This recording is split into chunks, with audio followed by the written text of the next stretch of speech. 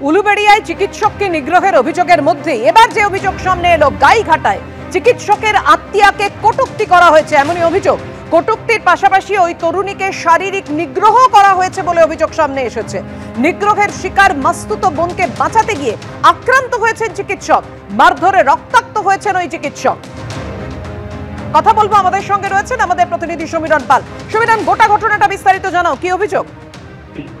ঘটনাটি ঘটেছে গাইঘাটা থানার চাটপাড় এলাকায় এবং যেটা হয়েছে যে এক তরুণী তার বন্ধুকে নিয়ে বাইকে করে যাচ্ছিল। সেই সময় একটি ক্লাবের তরফ থেকে বেশ কিছু ছেলে বাইরে ছিল, তারা তাদেরকে দেখে কটূক্তির প্রতিবাদ করে তরুণী এবং তার বন্ধু তাদেরকে মারধর করা হয়। খবর পেয়ে ওই তরুণীর দাদা ছুটে আসে এবং তার আত্মীয়, ওই দাদা একজন চিকিৎসক এবং ওই চিকিৎসকের একজন আত্মীয় হয় তরুণী, এবং ছুটে আসে এবং দেশে যখন দাদা পৌঁছলে তাকেও মারধর করা হয়। তিনিও রক্তাক্ত হন। চারতলা গ্রামীণ হাসপাতালে রাতেই নিয়ে যাওয়া হয় প্রাথমিক চিকিৎসার জন্য এবং পরবর্তীকালে গাইঘাটা থানায় অভিযোগ দায়ের হয়েছে। অভিযোগের ভিত্তিতে তদন্ত শুরু করেছে গাইঘাটা থানার পুলিশ।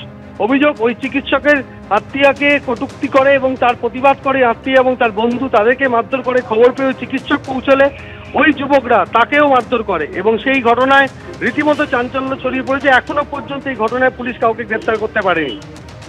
ধন্যবাদ সমীরণ তোমায়। এবার যে খবরে নজর রাখবো, দুর্গাপুর কাণ্ডে জেল হেফাজত 4 অভিযুক্তের। আজই হোয়াটসঅ্যাপ চ্যাট পরীক্ষা করা হবে।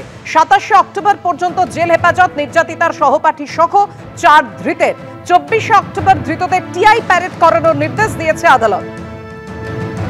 কথা বলবো, আমাদের সঙ্গে রয়েছেন আমাদের প্রতিনিধি মনোজ বন্দ্যোপাধ্যায়। মনোজ, একদমই তাই। দেখো, আমরা দাঁড়িয়ে রয়েছি দুর্গাপুর মহকুমা আদালতে। কিছুক্ষণ আগেই এই বিচার প্রক্রিয়া শেষ হয়।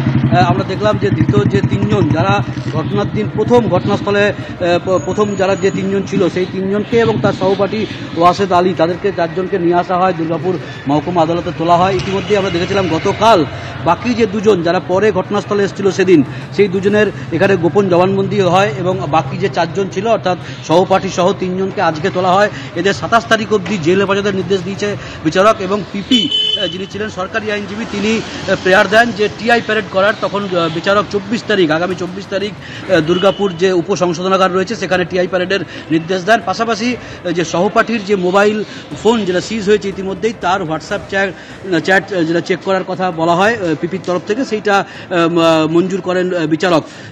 পাশাপাশি তার যে ওয়াসেদ আলী যে সহপাঠী, তার যে আইনজীবী, তিনি বেল প্রেয়ার দেন, কিন্তু সেই বেল রিজেক্ট হয়ে যায়। 27 তারিখ অবধি সকলকেই জেল হেফাজতের নির্দেশ দেওয়া হয়েছে। তার মাঝেই 24 তারিখ টিআই প্যারেড হবে দুর্গাপুর উপসংশোধনাগারে। ধন্যবাদ মনোজ।